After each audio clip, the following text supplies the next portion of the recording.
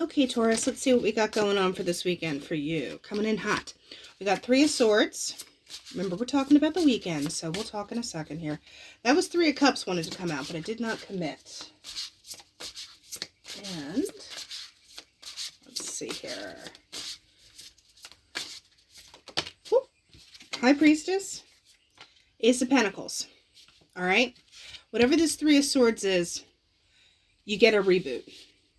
There's something that you're knowing on kind of a deeper level, and you're kind of seeing how things happened for a reason. I know that sounds like, oh, everything happens for a reason. You're like, that's the last thing you want to hear if you're going through the Three of Swords.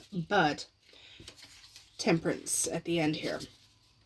Like I said, there's just some kind of healing aspect that you're going through that it doesn't even have to be a situation. This could be like past stuff that you're trying to sort through. We'll clarify. The High Priestess makes me think it goes back deeper and longer than just like, you know, a week ago or a month ago or whatever it might have been. There's just like an undercurrent, and you're really kind of harnessing that with that Ace of Pentacles energy though. And with the Temperance, it's just like, whew, you know, you're kind of just pulling it all together. And I mean, Temperance is such like a just chill energy. It's like, even if you have the Three of Swords, everything in the middle, you're just like, I'm good. But authentically good, not just saying it to say it, you know? So this Three of Swords, what is this about for Taurus back here? So you have Queen of Swords, Ace of Cups. Something that seemed promising might not have panned out. You might have had to cut it out. Something didn't really go that way. You could have, you know, put yourself out there, and then it just didn't work. And that kind of sucks sometimes. So I don't know if you go on loops sometimes where you're like, oh, this one memory has triggered a flood of all these other memories of embarrassing stuff I've ever said and done. Like, you might be on one of those. Because what was this Queen of Swords, Ace of Cups about? What was that going on here for Taurus? Two of Swords. Yeah, something put you in a decision point that you might not have been comfortable with, because it's like you had to keep narrowing something down, or like you had to choice between two people or two situations, and it was like, darned if you do, darned if you don't kind of vibe. And with the, you know, Queen of Swords and the Ace of Cups, you had to try and pick the one thing that made you happier over the other, you know, but it was like, what was the version of appeased or happy? I do want one more on this. Two of Swords. So which way did Taurus end up going with this? Two of Swords, please. That was the Nine of Cups and the Strength, but it didn't commit. So there was something that I think you kind of put on a happy face about. Let's see. No, it's too many. Give me something good here. It's like, don't make me have to rifle shuffle. Page of Cups in the World. So something started, something ended. You know, something could have seemed promising, and then you hear the brakes squealing. That it's like, okay, we're shifting gears. Because High Priestess, Ace of Pentacles, what are we talking about here? The Hermit. Like I said, there's something inside that you're, you know, you might not be social butterfly, Three of Cups. I do get this feeling like you're put on a happy face. And there's just an element of like, you're doing a lot inside, but you're not letting other people see it. It's like, you'll still go grab coffee with your friends. You'll still like go to whatever party it is, whatever. But inside you're just like, oh, wow, I have a lot to work on here. His Temperance. Let's see, what about this Temperance? We are taking it. Nine of Wands and the Lovers. So there's something, like I said, the Nine of Wands, that's like the wounded healer. You've taken yourself out of the fray, but, you know, you're also just not getting involved in things. I think you're keeping it real top level.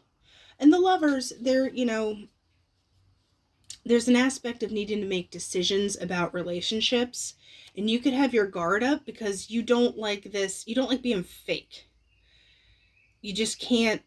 it's like it almost is more painful to be fake than to just sit at home. You're like, Netflix doesn't judge me, and I'm fine with that.